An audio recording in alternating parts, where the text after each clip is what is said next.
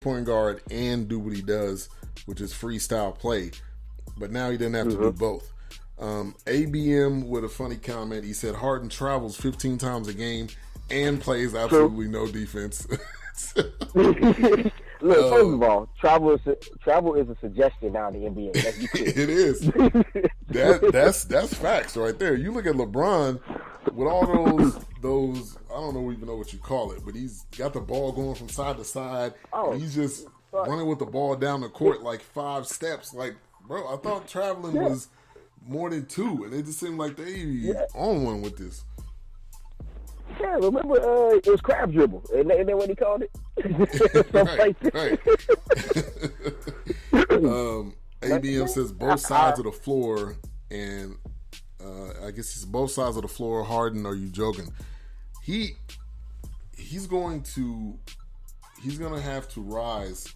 It's gonna have to be some point in time, because when he gets to the Warriors, which I believe they're gonna play the Warriors at some point in time in these playoffs, he's gonna have to do something, because you're gonna have to either guard Steph or Clay, and they have handles just like he does. They have moves just like he does.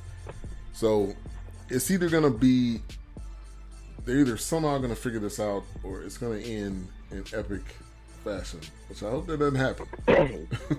Yeah, either that's going to be a very high scoring game. Oh yeah, first one to 200 wins. Basically.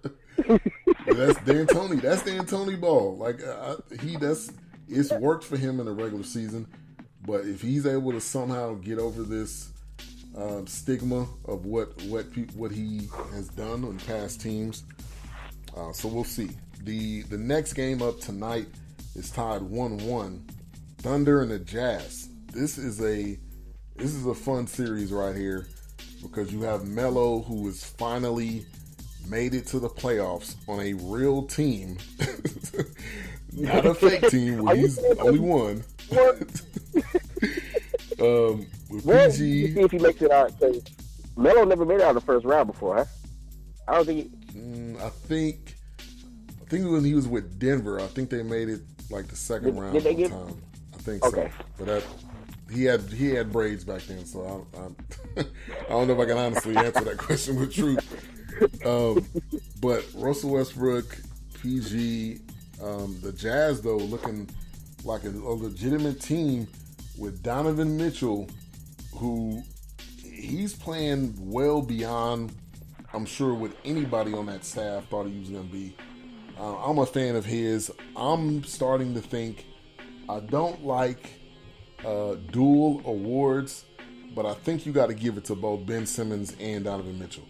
It sucks, but both of them have put up amazing numbers, and he's showing that he's here to stay. He's a rookie, a true rookie, and he's here to stay. And and it seems like it's hard for the Thunder to try to match up with him.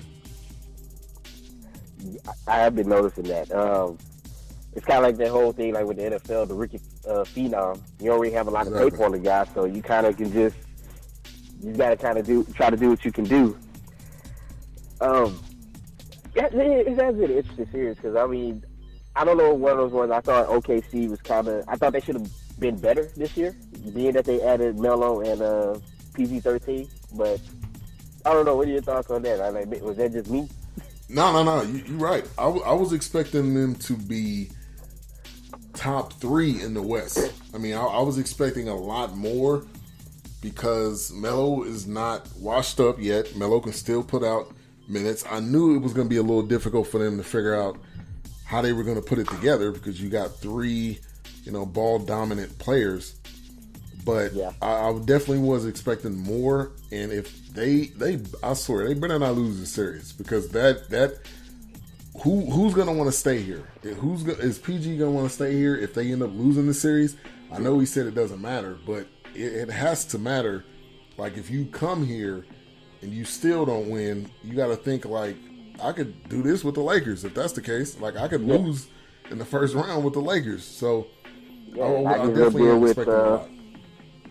I mean, if we could just go to LA and deal with LeVar Ball's hand. Right. LeVar Ball and family. Yeah.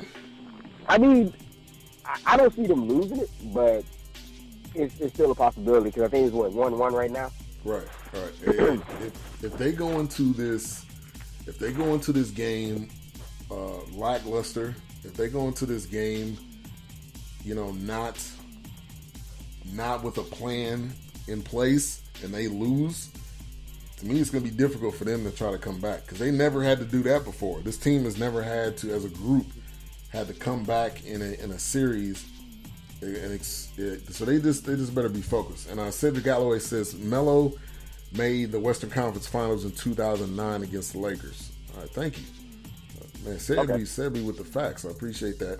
Angry Black Man says OKC has no bench and the head coach is overrated. Time to stop giving Donovan a pass.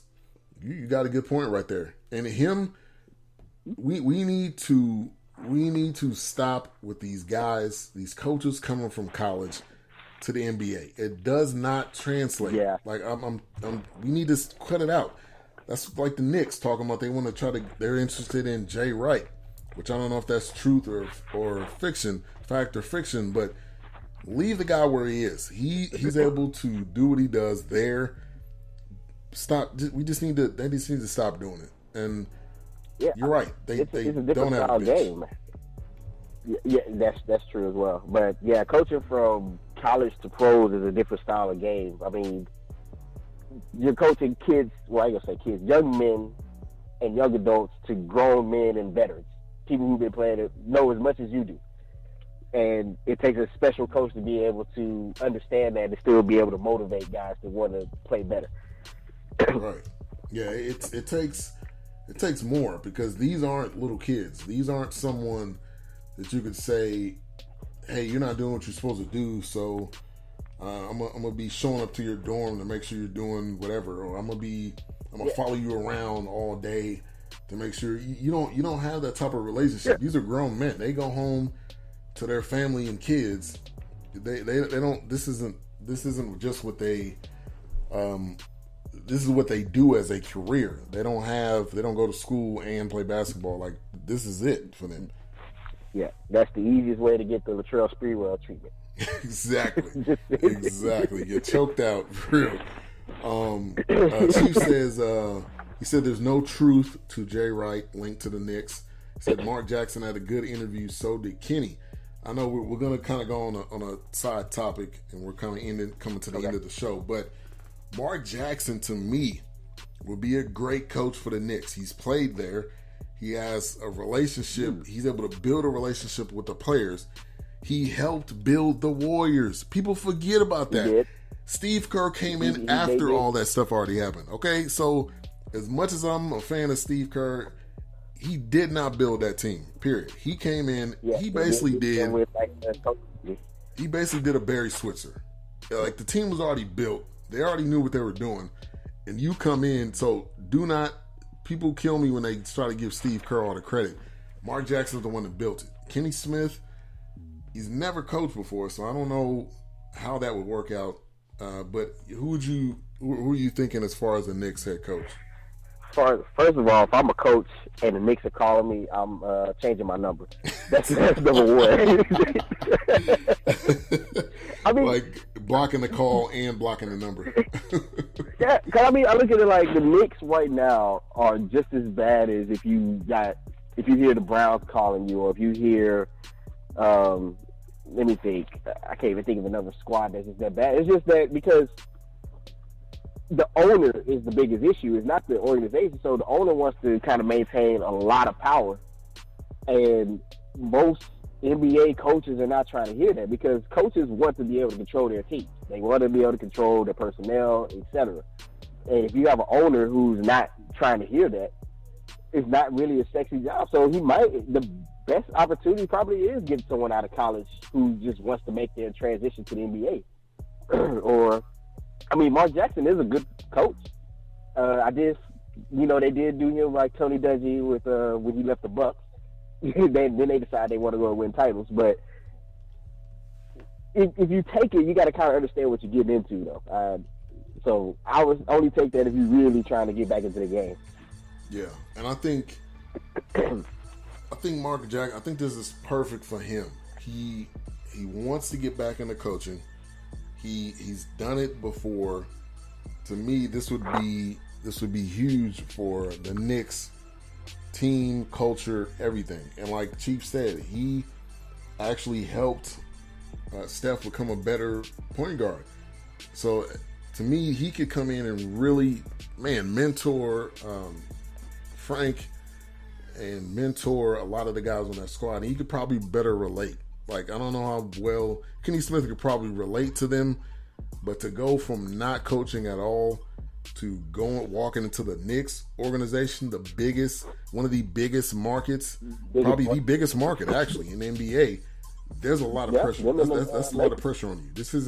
You're not going to be sitting next to EJ and Shaq, and if you make a mistake, they'll forgive you. No. It's the Knicks. They do not forgive mistakes, okay? They do not forgive mistakes. Exactly. Well, I mean, it'd be interesting to see, though.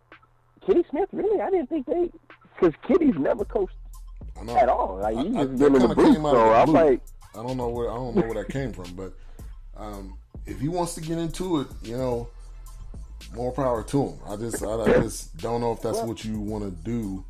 If you're the Knicks, I don't know if that's the decision that you want to make to say this is what's going to put us over the top. To me, that would be kind of a scratch in my head.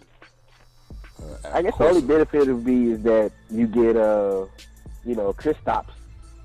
I mean, he's decent power forward, for Zingas, so that'd be the only benefit to go coach there and try to build around him. Right. All right, so before we go, we got one last series. We kind of talked about it a little bit. Warriors and the Spurs. They're already up 3-0. The game's going to be tomorrow. It's going to be in San Antonio. The series over with. Like, I don't even... Yeah, that's that. If I was the Spurs... I'm almost like we could go ahead and call somebody right now and just say we all got sick, we all got mono, and we're not gonna be able to play the game. We're gonna forfeit. I mean, at this point, like the Spurs, they're not the same team anymore. They're not without Kawhi. They look off. They're not the same Spurs, and. Like we talked about with Popovich and his wife dying, they may possibly get one win because of that, because they want to rally around Pop, which I can understand that. You want to play, you want to get at least one win for your coach. That's not going to bring his wife back, but who knows, that could be some type of encouragement to him in some type of way. But the Spurs they're just not the same. That was their gel. That was their glue right there. And the other question, I'll stop talking in a minute. But the other question, where does Kawhi go? So talk about that and the series, and where do you think Kawhi may be going? Well, I do. I agree with you. This is a sweep here. They go ahead, initiate some type of mercy rule to go ahead and say, look, y'all got this one. Don't worry about it. Here's how another reason I knew the series was over is because the storyline about the series was about Kawhi Leonard and where he might end up, and that's how you know you're done. So when the topic is not actually on the series but on something else. Exactly. And I would like to see him stay there because he's still a young player, and it'd be weird to see the Spurs go through some type of rebuilding process. I don't think I've ever seen that. But now when he can end up, of course, they already talking about the Lakers are already on the phone with him. That's always a possibility. He can go ahead and come on up to Houston. We'll take him. It's all good. That's just hope, wishful thinking there. But to be honest, I can see him trying to stay in the West and end up somewhere, L.A. or not Portland. That's a wrap. Unless they say they're keeping everybody else there, it's not happening. No. Now go ahead. No, I was gonna say now maybe San Antonio can keep him there and say, well, we're going to bring in somebody like Um, Hey, we just talked about my